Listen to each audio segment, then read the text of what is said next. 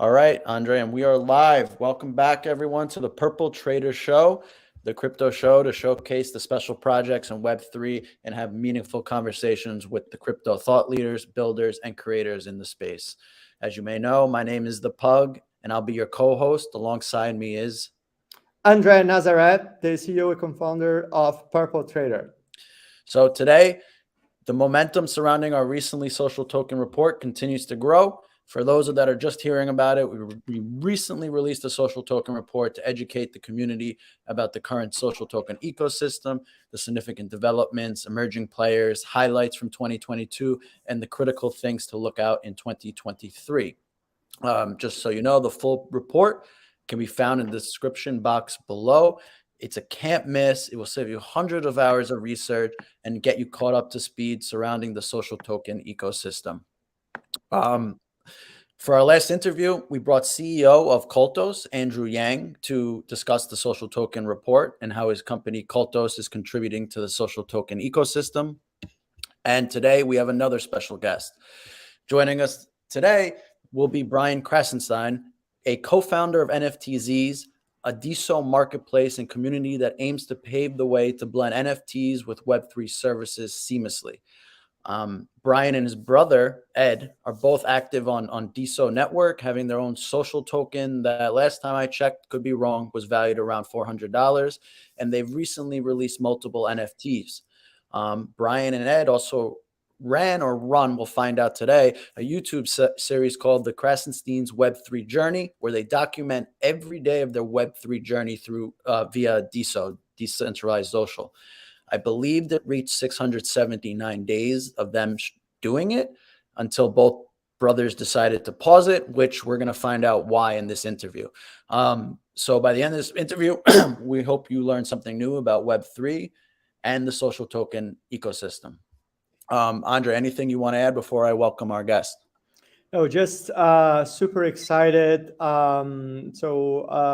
Just want to emphasize the knowledge of Brian especially in the DeSo ecosystem. So I'm pretty happy to have him on the show. Likewise, can't wait to see what we're about to explore with him. So without further ado, let's welcome Brian. Hey guys, how's it going? Hey, Good. Brian. Great. So Brian, thanks for coming on board and being, I guess, the second official guest after our social token report. Thanks for having me. It's great to be here.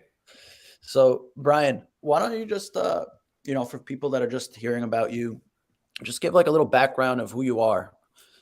Yeah, I've been following technology since I was in college, and trying to jump on new technologies. We did 3D printing. We built out a 3D printing news site, and we ended up selling it off.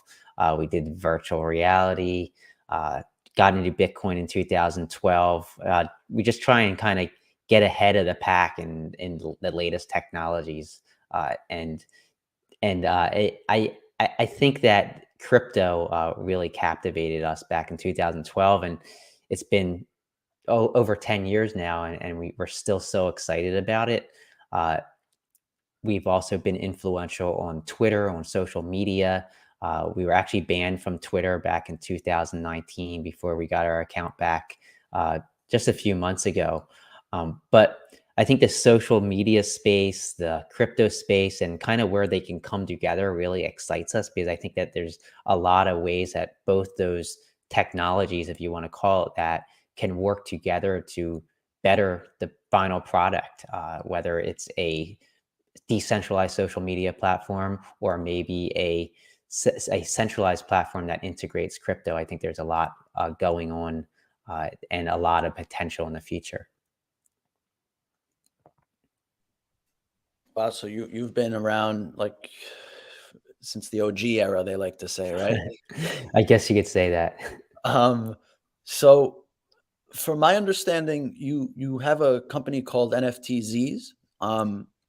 Would you be able to dive deeper into that project and where you guys are at the moment?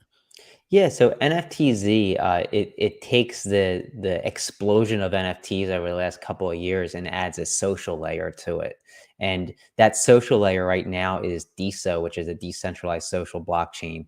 But unlike you see marketplaces like OpenSea or Rarible, where you have people just listing NFTs, what we try to do with NFTZ.me is that we try to bring the social layer, follow graph, and all the social content onto a blockchain to make it immutable, and then allow those NFTs you're buying, selling, creating to all connect to that social identity.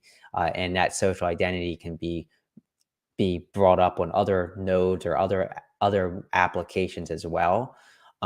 So NFTZ, we got started back in, I guess it was mid to late 2021. We got pre-seed funding in the start of 2022, and we've just been building.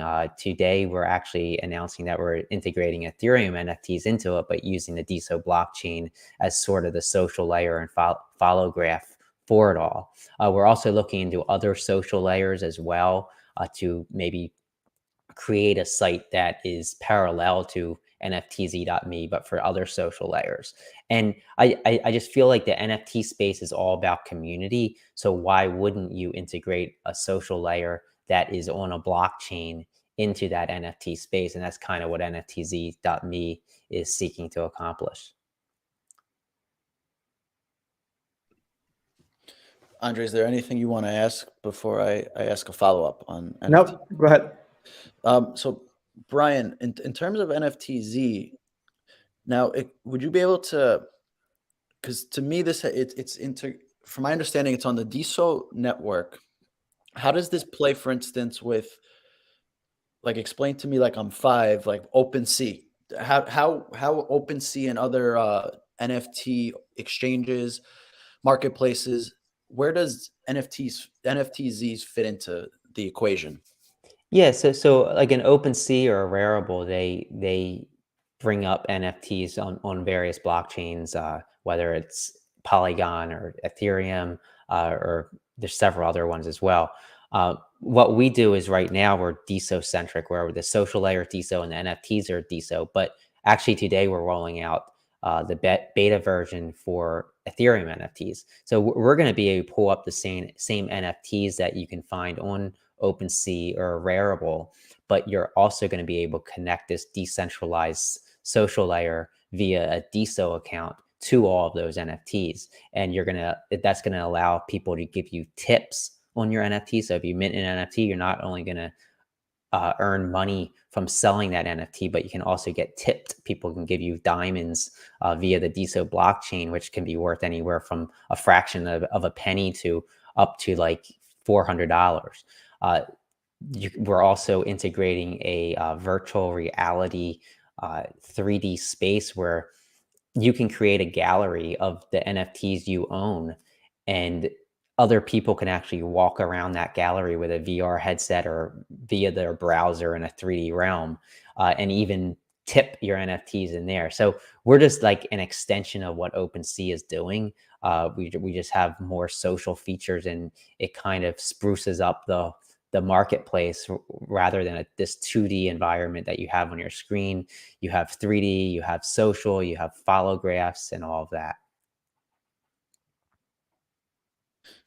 Got it. No, that makes sense. That's awesome. First off, congratulations on being able to now take that next step to integrate Ethereum NFTs.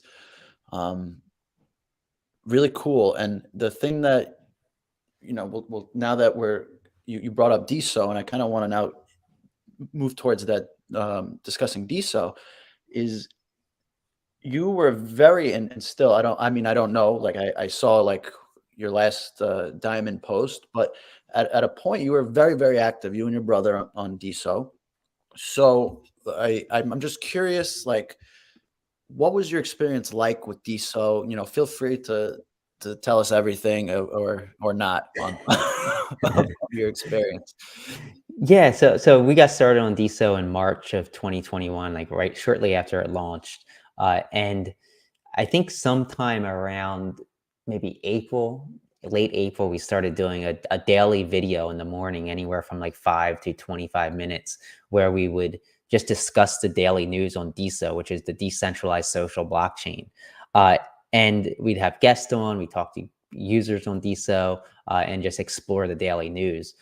We did this for actually, I think 600 and some days straight. We didn't miss a single day, until about, I guess it was maybe 3 or 4 weeks ago, when we stopped.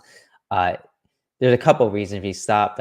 Number one, I think we just kind of got burned out, and it was just it took a lot more time than the 5 to 25 minutes we recorded. We had to find all of the news, we had to set up interviews, we recorded, and then we had to edit the videos and then upload the videos. It was like several hours in the morning each morning, and we were just kind of getting burned out. But also, there were a few things with the DeSo blockchain that we disagreed with, and we just didn't feel like we should keep investing all of the time that we were into something that we weren't 110% in agreement with. And I don't want to get into all the details. We still support DeSo. We still think DeSo has a bright future. We're still on DeSo. We're still posting on DeSo. But there are just a few things that bothered us a little bit, that we decided we're spending 2 or 3 hours every morning doing this. I think we could probably spend our time in other better ways for ourselves and for our families. I have a follow-up question, which is, we at PurpleTrader, and you are going to see into our report, like we define social tokens into 3 different major categories, like the brand tokens, the community tokens, and the creator coins. And you guys, you have a unique experience that very few people have, which is you guys created your own creator coins, you engage it, you actually made some money out of that, which is pretty unique, especially with the number of users we saw into this platform. So you have a very unique view on the creator coins around that. So maybe would be very interesting if you can tell your experience, and how do you see, firstly, your experience, and then how do you see it evolving? Yeah, so we created our account back in March of 2021 on DeSo, and with every account you create, you get this creator coin attached to it, and that creator coin can be bought and sold along a bonding curve by anybody that wants to kind of, I guess, invest in you as a creator. I think that there's a lot of potential there. I think that something that was appealing with that, I think for a lot of users, is that you get a founder reward. So a founder reward is basically a percentage of every sale of your creator coin. So if somebody buys $100 of your creator coin as a sort of way to invest into you as a creator, you get a percentage of that, and you can set it at whatever you want, whether it's 1% or 20%. So it adds another element for creators to earn, in addition to diamonding and tipping on the DeSo blockchain. So that was definitely a positive. I think that Web3 is going to be all about the creator, and I think that it's, whereas you have Twitter and Facebook and Instagram all capitalizing on the creator themselves by selling ads against their content, Web3 is going to be about this decentralized identity that users can have, and that revenue that a corporation would be making off of your content actually can go to you in several different ways, whether it is tipping or the creator coins, or whether it's subscriptions, gated content, anything like that. So I think we're at the very beginning of a wave towards Web3 and the monetization of creators. And I think even though Twitter isn't Web3, I think you're going to see Elon Musk bring in a lot of revenue generating ideas for creators. And I think that's a good move by Musk, because you've got to give back to the people that make your company successful, and the creators are what make your company successful. But I think ultimately, whether it's in 2 years, in 5 years, or in 10 years, I think a decentralized protocol platform that does this in a decentralized way without a corporation benefiting, I think that's the way we're headed. And I think creator coins are a big part of that. I know that our creator coin, we generated revenue from our creator coin, just not even trying to sell it, just because it was there. People bought our creator coin. And I think that it's definitely something that could generate a lot of interest from big time creators, whether they're YouTube sensations or just Instagram stars. I think it definitely has potential. It's interesting because you basically said, okay, there's this creator coins, but actually there is a platform which is built, which is supporting the creator coins in this ecosystem, that is even much more valuable than the creator coins itself, and it can potentially disrupt this ecosystem in the future. So it's interesting that you have this, you bring this view. But it's still like into the creator coins itself. Like uh, we have the numbers. Like we know that there are some platforms out there. They are trying to reach the product market fit, and even DeSo, they are proposing the V2, which is a different slope in terms of the bounding curve. For those that you don't know, basically the curve, it's once you buy the tokens, it's automatically, like you are able to sell it automatically, because there is a calculation that that gives you a price based on the demand of that particular tokens.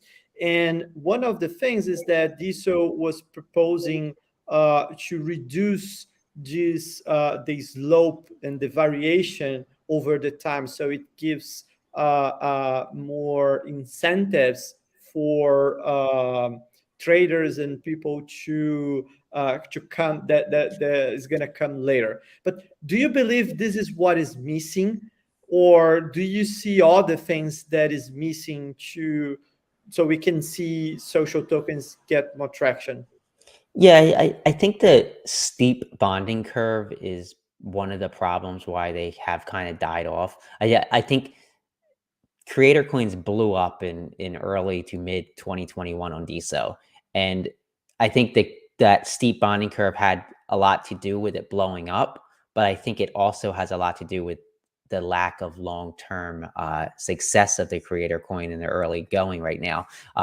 People were flipping a lot. People were pumping and dumping a lot back in 2021 because this once the bonding curve if you're early enough into a creator coin, just a couple other people buying after you would mean that you could triple, quadruple, quintuple your money. So it was a little bit gimmicky, I'd say.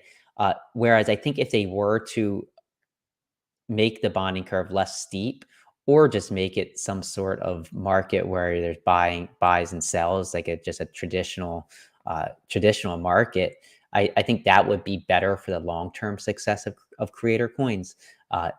Whether that's going to happen or not, I don't know. I think also if there was a way to add a mechanism where you could share in a creator's revenue by owning one of their creator coins or a number of their creator coins, I think that could also have quite an impact, because it would be kind of like a dividend. Now, I don't know legally if that would make it a security. I think it might, which is probably why DeSo has stayed away from that for the time being. But it is an interesting concept. I just don't think the SEC is probably going to like that too much.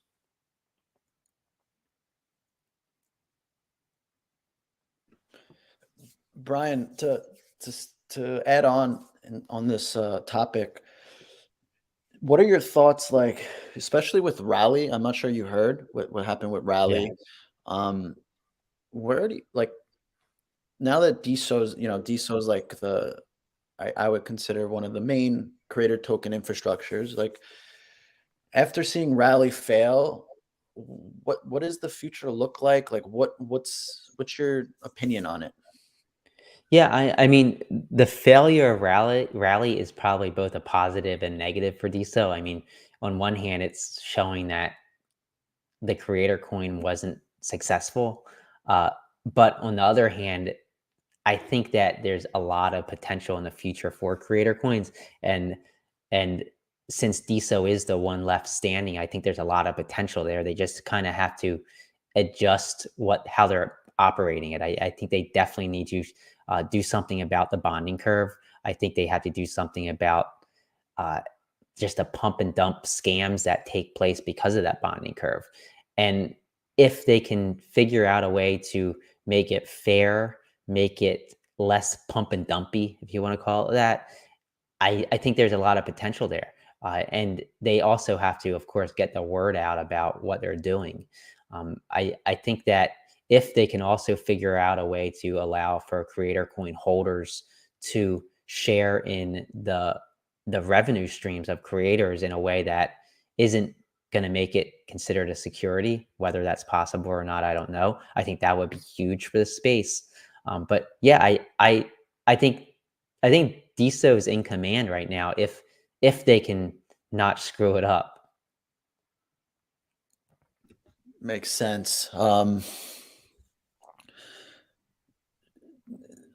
wondering, like, is there any other tools or infrastructure, like any other platform that you see out there for creators that might be worth to check out in terms of creator tokens? Because right now I can only I only knew DeSo and Rally. I mean, like, Roll, you can also create a creator token, but those are the only ones I can really think of at the moment. Maybe you know.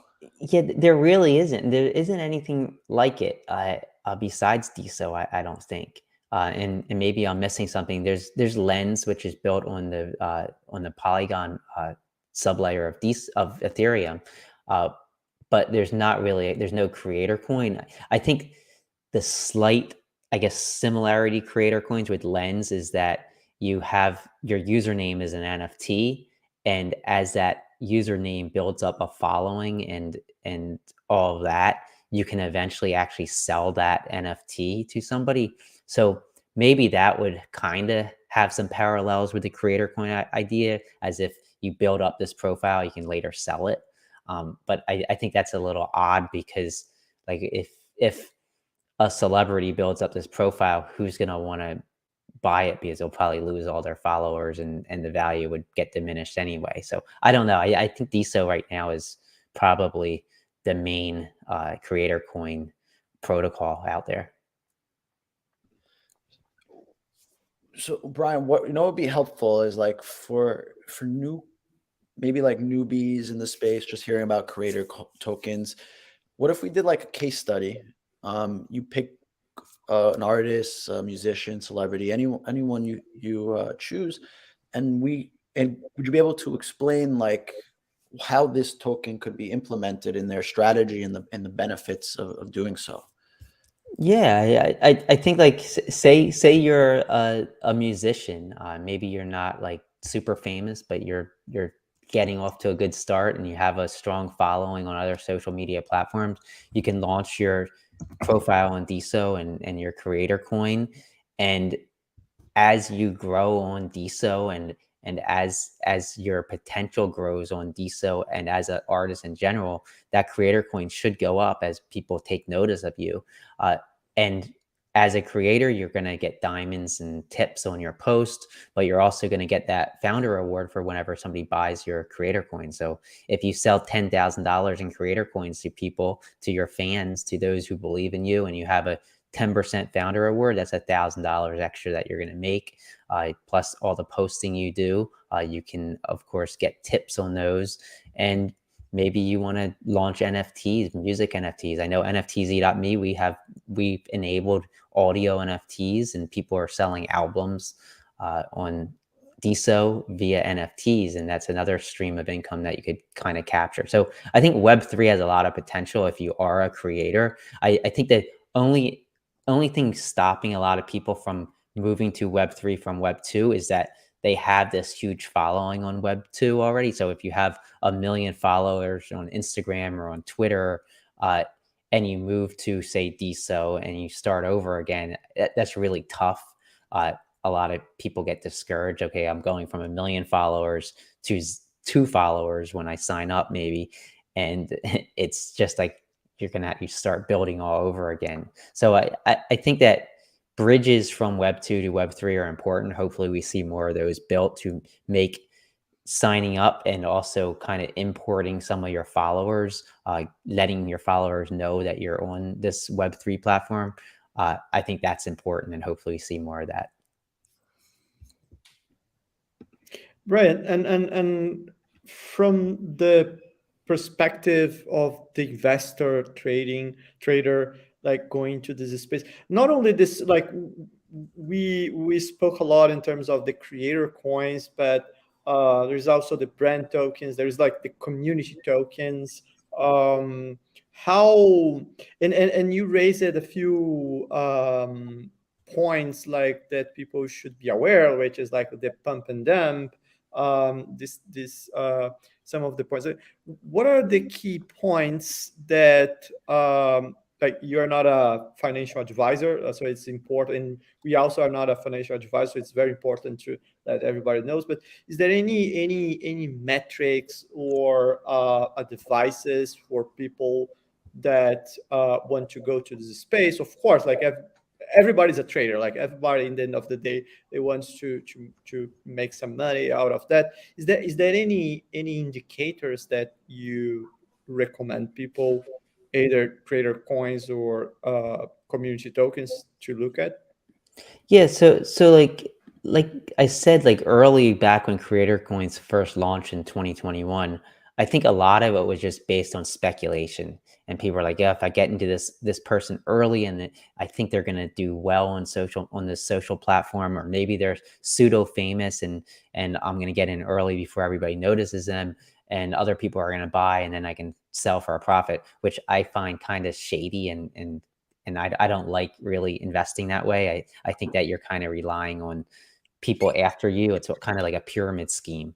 But I think that if DeSo can figure out ways to make a fundamental case for owning creator coins, where users can say, hey, this creator is earning this much and I can get a percentage of their revenue stream, and in 5 years I'll get 100% of whatever I pay for this creator coin back at the current revenue stream. I think that gives people a way to analyze the fundamentals of a creator coin, and that's what I hope we see. I know that DeSo does allow for NFT creators who give back a percentage of their NFT sales to their creator coin holders, which is huge, and that is one fundamental way of basically being able to analyze a creator coin. And that's what I like. I like being able to look at how much this creator coin could earn me in, I don't want to say dividends because they're not really dividends, but in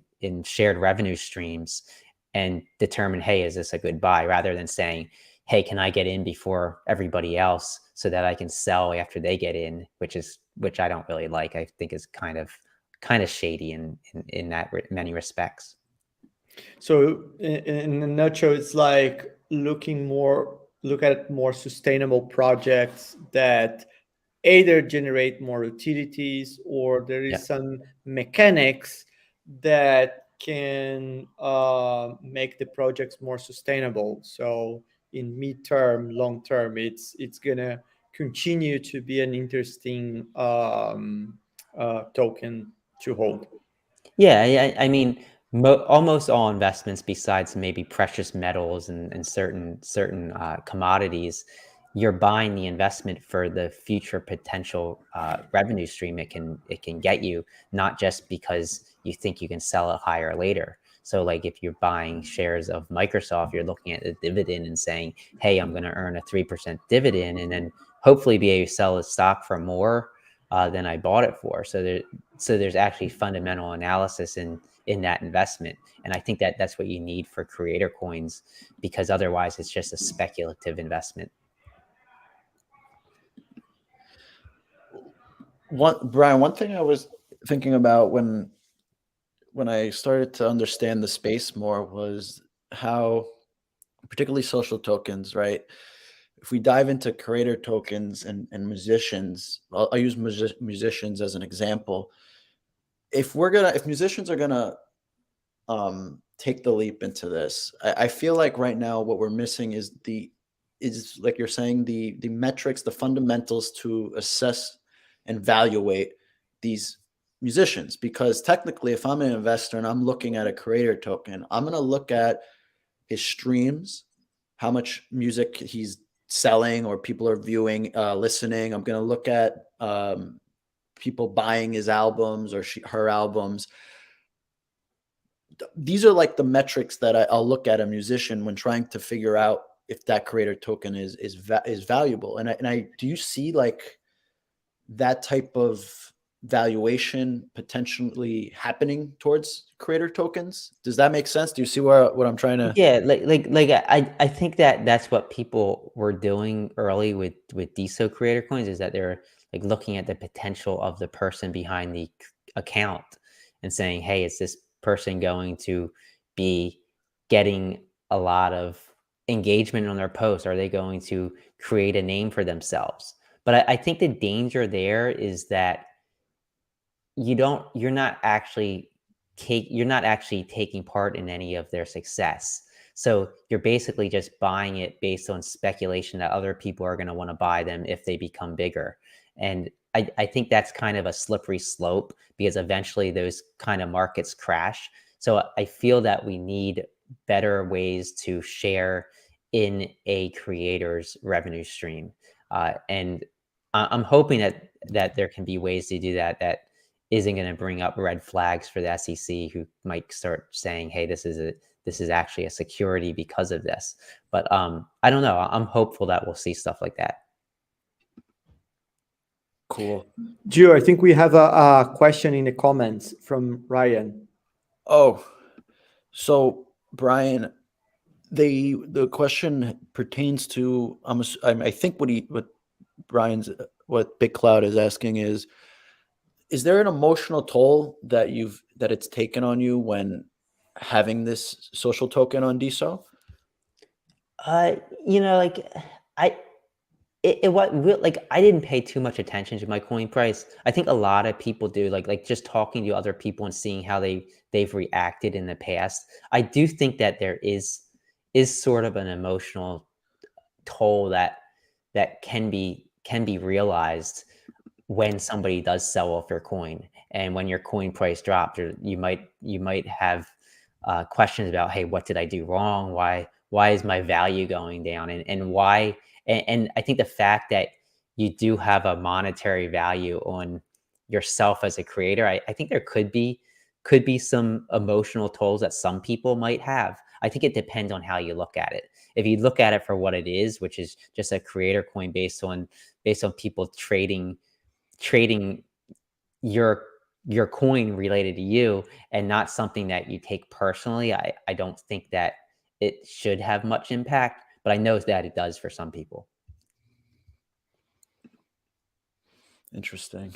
I never thought of that. That's a good question of what it puts a lot of pressure on the social token issuer.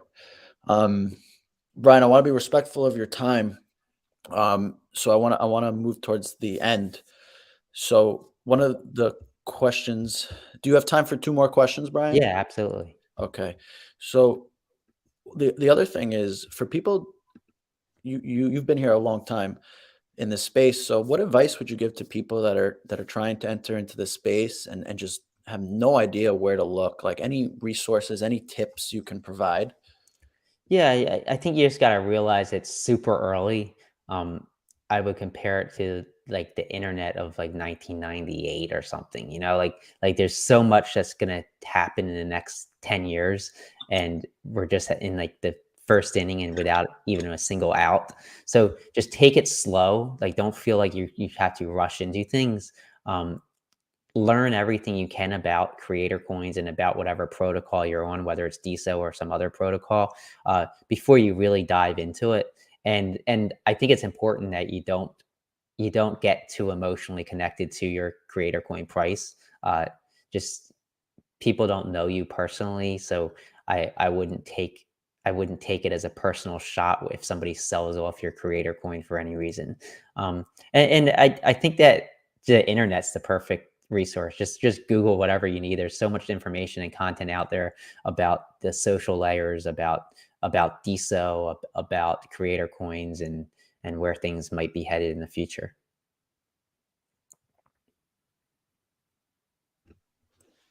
So, Brian, the last question I want to leave off is we ask everyone that joins us is for you, what have been some of the biggest lessons you've learned since entering into this space? Yeah, I think just don't get your expectations set too high. I think that people generally underestimate or overestimate how much impact that technology is going to have over the course of 2 to 3 years, even 4 years.